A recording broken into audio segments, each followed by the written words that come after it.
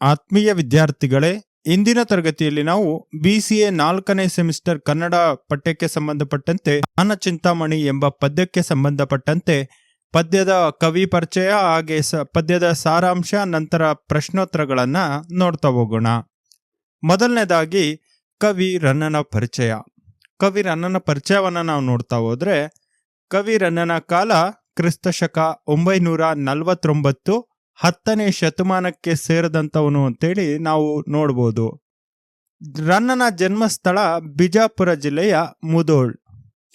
ತಂದೆ ಮತ್ತು ತಾಯಿ ವಿಚಾರಕ್ಕೆ ಬಂದರೆ, ತಂದೆ ಜಿನವಲ್ಲಭೇಂದ್ರ, ತಾಯಿ ಅಬ್ಬಲಬ್ಬೆ.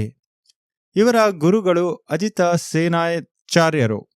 ಇವರಿಗೆ ಇದ್ದಂಥ ಬಿರುದನ್ನು ನೋಡಿದ್ರೆ ರತ್ನಾತ್ರಯರಲ್ಲಿ ಒಬ್ಬ ಅಂತೇಳಿ ಇವರನ್ನ ಕರೀತಾರೆ. ಪ್ರಮುಖ ಕೃತಿಗಳನ್ನು ಯಾವ್ಯಾವುದನ್ನ ಬರೆದಿದ್ದಾರೆ ರನ್ನ ಅವರು ಅಂದರೆ, ಅಜಿತ ತೀರ್ಥಂಕರ ಪುರಾಣ ಅಂತೇಳಿ ನಾವು ನೋಡ್ಬೋದು. ಹಾಗೆ ಸಾಹಸ ಭೀಮ ವಿಜಯಂ, ಅದಕ್ಕೆ ಇನ್ನೊಂದು ಹೆಸರಿದೆ ಗದಾ ಯುದ್ಧ ಅಂತನೂ ಕರಿತಾ ಹೋಗ್ತೇವೆ. ಇನ್ನು ಇದಾದ ಮೇಲೆ ಈತನ ವಿಶೇಷತೆ ಏನಪ್ಪಾ ಅಂದರೆ, ದಾನ ಚಿಂತಾಮಣಿ ಅತ್ತಿಮಬ್ಬೆಯ ಆಶ್ರಯದಲ್ಲಿ ಅಜಿತ ಪುರಾಣವನ್ನ ಬರಿತಾನೆ ಅನ್ನುವಂಥದ್ದು ಇವನ ಒಂದು ವಿಶೇಷತೆ. ರನ್ನ ಕವಿಯ ಪರಿಚಯವನ್ನು ನಾವೀಗ ಗಮನಿಸಿದ್ದೇವೆ. ಈಗ ನಾವು ನೇರವಾಗಿ ಈ ಒಂದು ರನ್ನ ಕವಿ ಬರೆದಿರುವಂತಹ ಏನು ದಾನ ಚಿಂತಾಮಣಿ ಎಂಬ ಪದ್ಯಕ್ಕೆ ಸಂಬಂಧಪಟ್ಟಂತ ವಿಚಾರಗಳನ್ನು ನೋಡ್ತಾ ಹೋಗೋಣ. ಮೊದಲನೇ ಪದ್ಯ ನೋಡಿ. ಅಲ್ಲಿ ಮೊದಲನೇ ಪದ್ಯದಲ್ಲಿ ಬಿಳಿಯ ಅರಳೆಯಂತೆ ಗಂಗಾ ಜಳದಂತೆ ಸೆವಜಿತಸೇನ ಮುನಿಪತಿಯ ಗಣಾವಳಿಯಂತೆ ನೆಗಳ್ದಿ ಕೊಪಣ ಚಳದಂತೆ ಪವಿತ್ರ ಮತ್ತಿಮಬ್ಬೆಯ ಚರಿತಂ. ಅಂದ್ರೆ ಹತ್ತಿಮಬ್ಬೆಯನ್ನ ಕುರಿತಾಗಿ ರನ್ನ ಕವಿ ಈ ಒಂದು ದಾನ ಚಿಂತಾಮಣಿ ಎನ್ನುವಂತಹ ಪದ್ಯವನ್ನ ಬರೆದಿದ್ದಾನೆ. ದಾನ ಚಿಂತಾಮಣಿ ಪದ್ಯವನ್ನ ಬರಿಬೇಕಾಗಿರುವಂತಹ ಅನಿವಾರ್ಯತೆ ಏನಿತ್ತು ಅಂತ ಒಂದು ಪ್ರಶ್ನೆ ನಮಗೆ ಬರುತ್ತೆ. ಖಂಡಿತ ದಾನ ಚಿಂತಾಮಣಿ ಅಂತ ಬಿರುದನ್ನ ಪಡ್ಕೊಂಡಂಥವಳು ಅತ್ತಿಮಬ್ಬೆ. ಅತ್ತಿಮಬ್ಬೆ ಯಾಕೆ ಈ ಬಿರುದನ್ನ ಪಡ್ಕೊಂಡ್ಲು? ಜೈನ ಧರ್ಮವನ್ನ, ಜೈನ ಪಂಥವನ್ನ ಬೆಳೆಸ್ಲಿಕ್ಕೋಸ್ಕರ ಹಲವಾರು ರೀತಿಯಲ್ಲಿ, ಹಲವಾರು ಆಯಾಮದಲ್ಲಿ ಅತ್ತಿಮಬ್ಬೆ ಅನ್ನುವಂಥವಳು ಕೆಲಸವನ್ನ ಮಾಡಿದಾಳೆ. ಅದು ಸಾಹಿತ್ಯದ ರೂಪದಲ್ಲಿ ಕವಿಗಳಿಗೆ ಪ್ರೋತ್ಸಾಹವನ್ನ ಕೊಟ್ಟಿದ್ದಿರಬಹುದು. ಅದರ ಜೊತೆಯಲ್ಲಿ ಶಿಲಾಶಾಸನಗಳನ್ನ, ಬೇರೆ ಬೇರೆ ರೀತಿಯ ಒಂದು ಸಾಂಸ್ಕೃತಿಕವಾಗಿ ಜೈನ ಮತವನ್ನು ಎತ್ತಿ ಹಿಡಿದಂಥದ್ದಾಗಬಹುದು. ಒಟ್ಟಾರೆ ಜೈನ ಮತಕ್ಕೆ ಅತ್ತಿಮಬ್ಬೆ ಅನ್ನುವಂಥವಳು ತುಂಬಾನೇ ಕೊಡುಗೆಯನ್ನ ಕೊಟ್ಟಿದ್ದಾಳೆ. ಹಾಗಾಗಿ ಇಲ್ಲಿ ಈ ಒಂದು ದಾನ ಚಿಂತಾಮಣಿ ಎಂಬ ಹೆಸರಿನಲ್ಲಿ ಕವಿ ರನ್ನ ಬರೆದಿರುವಂಥದ್ದು. ಕವಿ ರನ್ನನಿಗೆ ಆಶ್ರಯವನ್ನ ಕೂಡ ಕೊಡ್ತಾಳೆ, ಆತನಿಗೆ ಪ್ರೋತ್ಸಾಹವನ್ನ ಕೂಡ ಕೊಡ್ತಾಳೆ. ಹಾಗಾಗಿ ದಾನ ಚಿಂತಾಮಣಿ ಅಂತೇಳಿ ಅತ್ತಿಮಬ್ಬೆಯನ್ನ ಕರಿತೇವೆ. ಅದ್ರದ್ದು ನಮಗೆ ಗೊತ್ತಾಯ್ತು. ಈಗ ಮೊದಲನೇ ಪದ್ಯದಲ್ಲಿ ಏನ್ ಹೇಳ್ತಾಳೆ ನೋಡಿ. ಅಲ್ಲಿ ರನ್ನ ಹೇಳ್ತಿರೋದೇನು? ಬಿಳಿಯ ಅರಳೆಯಂತೆ. ಅಂದ್ರೆ ಅತ್ತಿಮಬ್ಬೆಯ ಚರಿತ್ರೆಯು ಬಿಳಿಯ ಹತ್ತಿಯಂತೆ ಯಾವುದೇ ಕಲೆ ಇಲ್ಲದೆ ನಿರ್ಮಲವಾಗಿರುವಂಥದ್ದು. ಬಿಳಿ ಅರಳೆಯಂತೆ ಗಂಗಾ ಜಳದಂತೆ, ಅವಳ ಜೀವನ ಗಂಗಾ ನದಿಯ ನೀರಿನಂತೆ ಅತ್ಯಂತ ಪರಿಶುದ್ಧವಾಗಿರುವಂಥದ್ದು. ಆಮೇಲೆ ನೋಡಿ, ಅಜಿತ ಸೇನಾ ಮುನಿಪತಿಯ ಗುಣಾವಳಿಯಂತೆ, ಅವಳ ವ್ಯಕ್ತಿತ್ವ ಎಂಥದ್ದು ಅಂದ್ರೆ ಅವಳ ಗುರುಗಳಾದಂಥ ಅಜಿತ ಸೇನ ಮುನಿಗಳ ಉನ್ನತ ಗುಣಗಳಷ್ಟೇ ಪವಿತ್ರವಾಗಿರುವಂಥದ್ದು.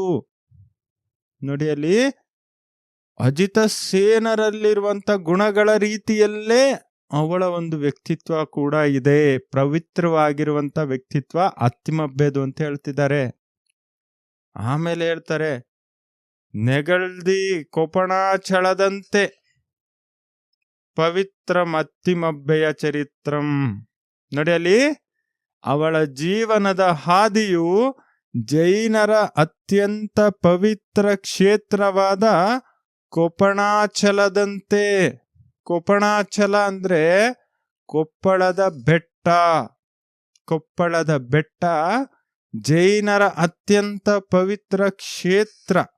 ಅದೇ ರೀತಿಯಾಗಿ ಆ ಕ್ಷೇತ್ರ ಎಷ್ಟು ಪವಿತ್ರವಾಗಿದೆಯಲ್ಲ, ಹಾಗೇನೆ ಅತ್ತಿಮಬ್ಬೆಯ ಜೀವನದ ಹಾದಿ ಕೂಡ ಪೂಜನೀಯವಾಗಿರುವಂಥದ್ದು ಅಂತೇಳಿ ರನ್ನ ಬರಿತಾ ಇದ್ದಾನೆ. ನೋಡಿ, ಎಂತಹ ಅತ್ಯಂತ ಅದ್ಭುತವಾದಂತಹ ಪದ ಬಳಕೆಯನ್ನ ಮಾಡಿಕೊಂಡು ರನ್ನ ಅತ್ತಿಮಬ್ಬೆಯನ್ನ ಈ ಒಂದು ಮೊದಲನೇ ಪದ್ಯದಲ್ಲಿ ವರ್ಣನೆಯನ್ನ ಮಾಡಿದಾನೆ. ಅದು ಕೇವಲ ವರ್ಣನೆಯಲ್ಲ, ವಾಸ್ತವ ಹೋಲಿಕೆಯನ್ನ ಮಾಡಿದಾನೆ ಅನ್ನುವಂಥದ್ದನ್ನ ನೋಡ್ತಾ ಹೋಗ್ಬೋದು ವಿದ್ಯಾರ್ಥಿಗಳೇ. ಪದ್ಯ 2ಕ್ಕೆ ಹೋಗೋಣ.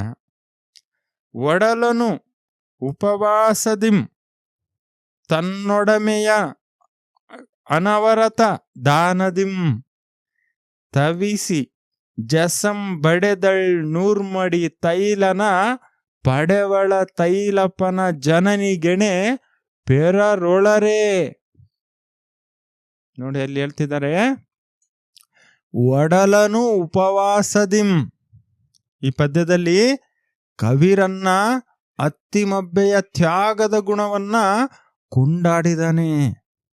ಅಂದ್ರೆ ಇಲ್ಲಿ ಒಡಲನು ಉಪವಾಸದಿಂ, ಅತ್ತಿಮಬ್ಬೆಯು ಜೈನ ಧರ್ಮದ ಕಠಿಣವಾದ ಉಪವಾಸ ವ್ರತಗಳನ್ನ ಮಾಡುವ ಮೂಲಕ ತನ್ನ ಶರೀರವನ್ನ ಧರ್ಮಕ್ಕಾಗಿ ದಂಡಿಸ್ತಾಳೆ.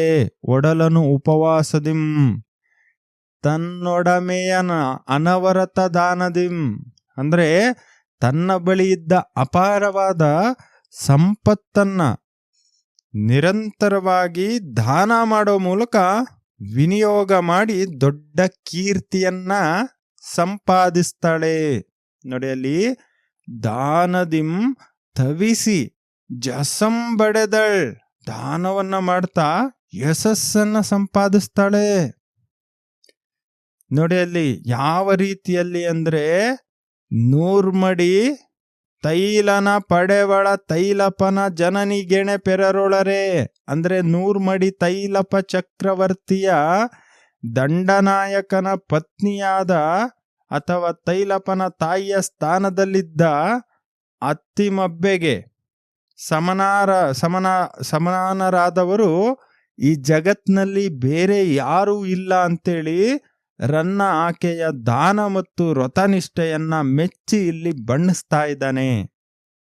ಎಷ್ಟೊಂದು ದಾನದ ಗುಣವನ್ನ ಹೊಂದಿದ್ಲು ಅತ್ತಿಮಬ್ಬೆ ಅನ್ನೋದನ್ನ ಇಲ್ಲಿ ಹೇಳ್ತಾ ಇದ್ದಾನೆ.